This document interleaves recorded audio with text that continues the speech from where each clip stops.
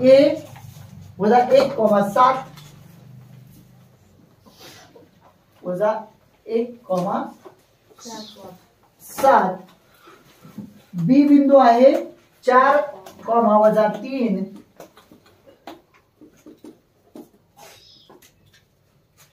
यांना जोडणाऱ्या रेषाखंडाचे 2 जसे 3 जोडणाऱ्या रेषाखंडाचे 2 जसे 3 म्हणजे m जसे n बरोबर 2 जसे 3 गुणोत्तर दिलेले आहे।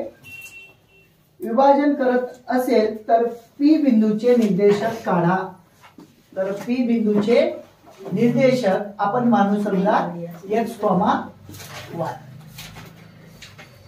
विभाजनाचं सूत्र तुम्हाला याच्यापूर्वी मी तुम्हाला विभाजनाचे सूत्र काय असतात, त्यानंतर मध्यबिंदूचं सूत्र काय असते आणि मध्यगा संपात बिंदूचं सूत्र काय असते या तिन्हीची माहिती दिलेली आहे।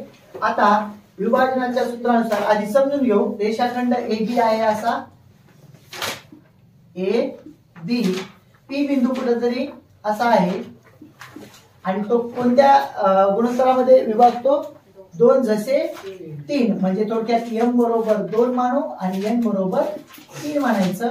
हे झालं तुमचं x1 y1 आणि हे झालं तुमचं x2 y2 आणि शेवटी p काय आहे तुमचं, p आहे तुमचं x, y। झालं विभाजनाच्या सूत्रानुसार रेषाखंडाचं जे काही विभाजनाचं सूत्र आहे त्यानुसार आपण x ची व्हॅल्यू काढू। x बरोबर काय असते विभाजनाच्या सूत्रानुसार x बरोबर काय असते mx2 plus nx1 divided by m plus n हे सूत्र आहे। आता मांडणी करायची आहे। m बरोबर किती आहे आपलं 2, x2 किती आहे तुमचं 4 अधिक n किती आहे तुमचं 3 आणि x1 तुमचं किती आहे वजा 1 झालं। छेदामध्ये हे 2 अधिक 3 सोडवायचं याला 4 दोन्ही 8 आपण x ची व्हॅल्यू काढत आहोत अधिक। आता अधिक तर हे आहे पण वजा असल्यामुळं हे अधिकचं वजा होईल म्हणजे गुणाकार होत असते वजा 3 1 3 छेदामध्ये दोघांची बेरीज 5 ह्या दोघांची वजाबाकी 5 छेद 5 5 1 5 5 1 5 म्हणजे x ची व्हॅल्यू आली तुमची 3। आता y साठी सेम ते सूत्र y बरोबर my2 plus ny1 divided by m plus n झालं। मांडणी करायची m बरोबर किती आहे 2 y2 काय तुमचं वजा 3 अधिक हे n बरोबर आहे तुमचं 3 आणि y1 आहे तुमचं 7 मांडणी झाली। आता छेदामध्ये दोघांची बेरीज म्हणजे 2 अधिक 3 हे दोघांची बेरीज वजा आहे अधिक आहे 2 6 वजा 6 या दोघांचा गुणाकार 7 21 छेदामध्ये दोघांची बेरीज 5। आता 21 मधून 6 गेल्यावर वजा म्हणजे वजा 6 आहे तर अधिक 21 मधून वजा 6 गेल्यावर आता 15 बरोबर आहे। कोणते अधिक 15 कारण मोठ्या पदाचं चिन्ह छेदामध्ये 5 5 1 5 5 3 15 झालं। y बरोबर किती आलं तुमचं 3 शेवटी लिहायचं। तर p चे निर्देशक x, y बरोबर 1, 3 आहे। ह्या पद्धतीनं छानपैकी 1 बाय 1 स्टेप वाईज सोडवायचं। समजलं का? प्रश्न क्रमांक 2 मध्ये सांगितलेलं आहे रेख कोणत्या का असना त्यांचं जे काही विभाजन बिंदू आहे ते आहे म्हणतात ए आणि त्याचे जे काही गुणोत्तर आहेत ए जसे बी मध्ये लिहा म्हणतात। कशामध्ये लिहायचंय ए जसे बी आणि विभाजन बिंदू कोण आहे म्हणतात ए विभाजन बिंदू आहे। तर हे आधीचं आहे एक्झाम्पल। तर आपण मांडणी करून घ्यायची दिलेल्या किमती। आता जो काही रेषाखंड आहे तो आहे पी क्यू, पी चे निर्देशक वजा 3,7 पी चे निर्देशक वजा 3,7 त्याला x1 y1 मानू आणि क्यू चे निर्देशक आहे 1, वजा 4 1, वजा 4 आणि त्याच्यात गुणोत्तर दिलेलं आहे त्यांनी ए जसे बी 2 जसे 1, 2 जसे 1 हा गुणोत्तर दिलेला आहे. आणि त्यानंतर न बाकीचं आपल्याला काय काढायचे तर ए चे निर्देशक आपल्याला शोधायचे. ए च्या निर्देशकाला आपण मानू x, y. आता इथं आपले गुणोत्तर कोणते आहेत? ए जसे बी म्हणजे इथं ए येईल, इथं बी येईल. ए आहे 2, बी आहे 1. रेषाखंड आहे पी क्यू आणि त्यांचा छेदन जो काही विभाजन बिंदू आहे तो आहे ए. त्याचे निर्देशक आपण मानले x, y. विभाजनाच्या सूत्रानुसार मांडणी करायची. आपल्याला काढायचे काय? एक्सच काढायचे. तर x आता इथं m च्या ऐवजी आपण इथं घेऊ a आणि इथं घ्यायचे b. हे झालं परत a अधिक b. हे झालं विभाजनाचं सूत्र. मांडणी करायची. झालं. x ची व्हॅल्यू काढायची. a किती आहे तुमचं? 2. x2 आहे तुमचं 1 अधिक b किती आहे तुमचं? 1 आणि x1 आहे तुमचं -3. झालं. छेदामध्ये हे 2 अधिक 1 सोडवायचं. याला बेक बे हे वजा आणि ह्या अधिकचा गुणाकार वजा होईल. 3 1 3 म्हणजे -3. छेदामध्ये दोघांची बेरीज 3. झालं. या दोघांमध्ये वजाबाकी होईल. -1/3. हे झालं तुमचं x. आता y ची व्हॅल्यू काढायची. y बरोबर आहे तुमचं ay2 प्लस by1 छेदामध्ये a अधिक b. आता आपल्याला त्या सूत्रानुसार मांडणी केल्यानंतर ना a ची किंमत किती आहे? 2. y2 किती आहे तुमचं? -4 अधिक b आहे तुमचं 1 आणि y1 आहे तुमचं 7. छेदामध्ये दोघांची बेरीज म्हणजे 2 अधिक 1 झालं. या दोघांचा गुणाकार -4 आणि 2 चा गुणाकार -8 अधिक 7 1 7. छेदामध्ये दोघांची बेरीज 3. वजाबाकी येईल इथं परत -1/3 झालं. y आता निर्देशक काय आले आपले? a चे निर्देशक शेवटी द्यायचं. a चे निर्देशक x, y बरोबर -1/3 -1/3. चालते. सराव संच 5.2 मधल्या दुसऱ्या प्रश्नातलं दुसरं आपण सोडवणार आहोत. आणि त्यांनी प्रश्न सांगितलेला होता बघा. खालील प्रत्येक उदाहरणात रेख PQ चे A जसे B. रेख PQ रेख असणार आहे तुमचं आणि त्यांचं गुणोत्तर आहे A जसे B. A जसे B या गुणोत्तरात विभाजन करणाऱ्या A या बिंदूचे निर्देशक काढा. आणि A प्रत्येक वेळेस तुम्हाला A हा बिंदू काय? विभाजन बिंदू आहे. तर ह्याचे निर्देशक काढायचे आहेत आपल्याला. A चे निर्देशक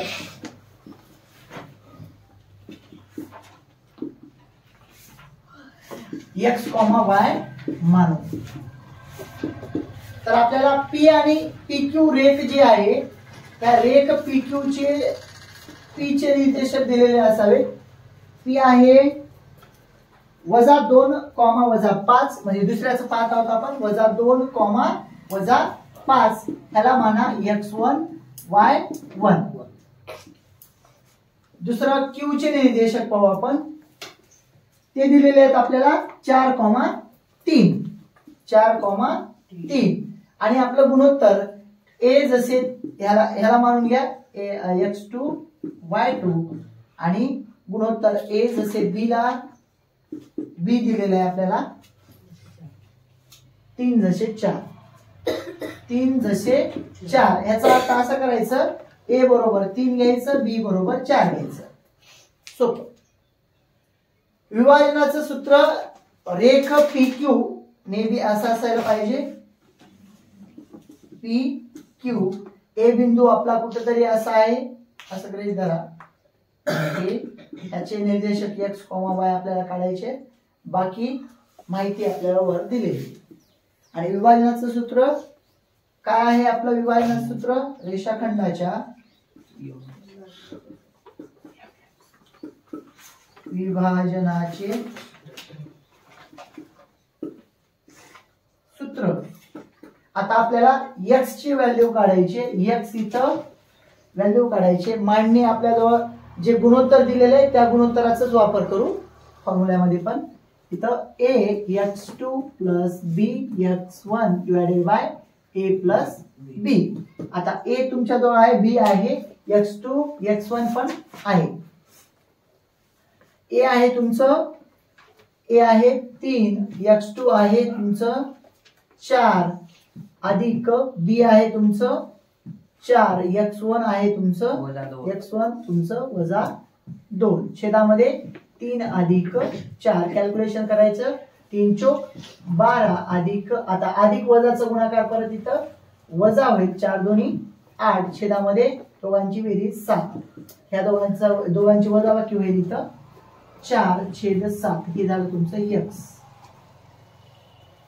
आपल्या a बिंदूच्या x चे निर्देशक, x या निर्देशकाचं उत्तर आलेले 4/7. तर y ची व्हॅल्यू काढायची, y बरोबर काय असेल आपलं ay2 plus by1 divided by a plus b.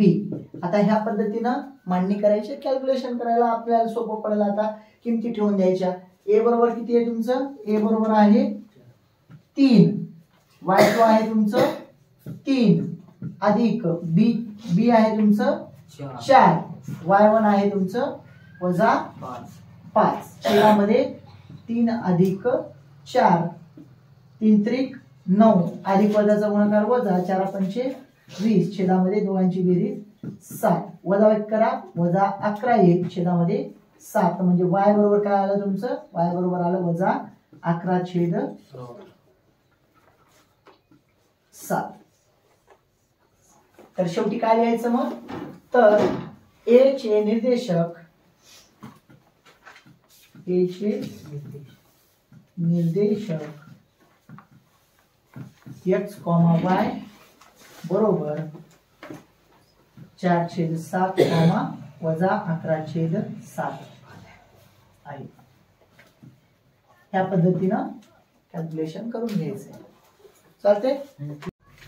प्रश्न क्रमांक 2 मधला तिसरा उदाहरण आहे, त्याच्यामध्ये रेख PQ असणार आहे, a त्यांचं विभाजन बिंदू, आता त्याचे निर्देशक x, y आपण मानलेले आणि ते आपल्याला काढायचे. त्याच्यातला P बिंदू दिलेले आहे, त्यांनी निर्देशक त्याचे 2,6 याला x1 y1 मानलं, Q चे निर्देशक वजा 4,1 याला x2 y2 मानलं. आता तुम्हाला a जसे b म्हणजे तुमचं गुणोत्तर दिलेलं आहे, 1 जसे 2, आता 1 जसे 2 म्हणजे हे a बरोबर 1 आणि b बरोबर 2 आपण घेऊ. हे विभाजनाचं सूत्र असणार, विभाजनाच्या सूत्रानुसार मांडणी करायची, x बरोबर काय असेल ax2 plus bx1 upon a plus b.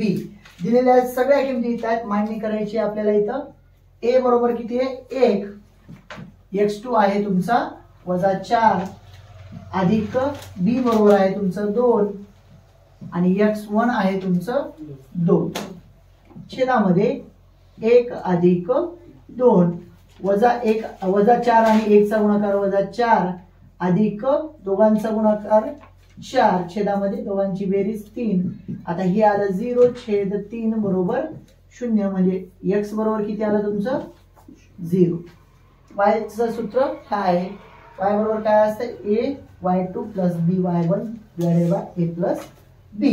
त्यानुसार मांडणी करायची, a बरोबर आहे 1, y2 आहे तुमचं 1च अधिक b आहे तुमचं 2, y1 आहे तुमचं 6, छेदामध्ये 1 अधिक 3, चला या दोघांचा गुणाकार 1, दोघांचा गुणाकार 12, छेदामध्ये इथं किती 2 आहे, दोघांची बेरीज 3, इथं आलं 13/3. चालेल, हे झालं तुमचं y बरोबर आलं 13/3. शेवटी लिहून टाकायचं a चे निर्देशक x, y बरोबर 0,13/3 आहे. ह्या पद्धतीनं सोडवायचं. ठीक आहे, झालं का नाही. प्रश्न क्रमांक 3 मध्ये दाखवलेलं आहे P' P' Q, याचा अर्थ असा PQ रेख जी आहे त्याच्यातला टी हा त्यांचा विभाजन बिंदू आहे, त्याच रेषेवर टी बिंदू आहे. आपल्याला तीनही बिंदूचे निर्देशक दिलेले आहेत, पी चे, टी चे आणि क्यू चे. थोडक्यात सगळेच निर्देशक दिलेले आहेत. बघू आपण. टी चे निर्देशक दिलेले आहेत -1,6 -1,6 हे असते आपल्याला माहितीये x, y. जे विभाजन बिंदू असते त्याला x, y मानतो आपण. पी चे निर्देशक -3,10 -3,10 त्याला म्हणायचं x1 y1 गुणाकार. आणि क्यू चे निर्देशक आहे 6,-8 6,-8 हे झाले तुमचे x2, y.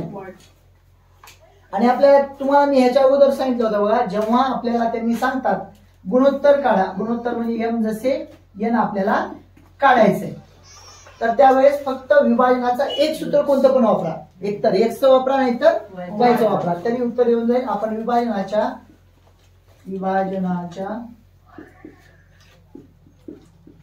सूत्रानुसार x चं सूत्र वापरू आपण. x बरोबर काय असणार आहे, mx2 nx1 divided by m n. आता x बरोबर आपल्याला दिलेले आहे थोडक्यात -1. m बरोबर आपल्याला माहित नाही, x2 आपल्या जवळ आहे, x2 आहे तुमचं 6. n आपल्याला माहित नाही, x1 आहे तुमचं -3 आणि m अधिक n आपल्याला ऑलरेडी माहितच नाही. तर ह्या m अधिक n ला ह्याच्या गुणाकारात आणा आणि ह्यांचं गुणाकार करून घ्या. ह्याला इथं आणलं म्हणजे -1 कंसात m अधिक n बरोबर ह्या दोघांचा गुणाकार 6m.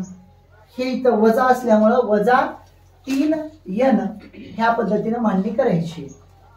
आता सोडून घ्यायचं, वजा ह्याला गुणून घ्या. वजा ह्याला गुणलं -m, वजा ह्याला गुणलं -n बरोबर 6m -3n. आता काय करा, m वाली टर्म ह्या बाजूला आणा किंवा ह्या m ला तिकडे घेऊन जा, कसंही केलं तरी चालेल. आपल्याला गुणोत्तर मिळवायचंय. आपण काय करू, m वाल्या टर्मला ह्या इकडे घेऊन जाऊ, हे -nच राहू देऊ. -n ह्याला इकडे आणलं +3n होतील. हे 6m जशाला तसे हे तिकडे गेल्यावर +m होतील. ह्या दोघांमध्ये वजाबाकी होईल. हे -1n आहे, इथं काहीच नाही म्हणजे वृत्तासारखा 1 असतो. 1 3 मधून गेल्यावर आता 2n मोठ्या पदाचं चिन्ह अधिक असल्यामुळे अधिक राहील. ठीक आहे, बरोबर. हे आपलं दोघांची बेरीज, इथं पण काहीच नाही म्हणजे 1 म्हणजे 7m. आता ह्या n ला इकडे घेऊन जा, 7 ला इकडे आणा, म्हणजेच थोडक्यात काय होईल, 2/7 बरोबर m/n म्हणजे तुमचं गुणोत्तर इथं आलेलं. म्हणून शेवटी लिहायचं, म्हणून m जसे n बरोबर 2 जसे 7 अशा पद्धतीनं उत्तर काढता येईल. लिहून घ्या.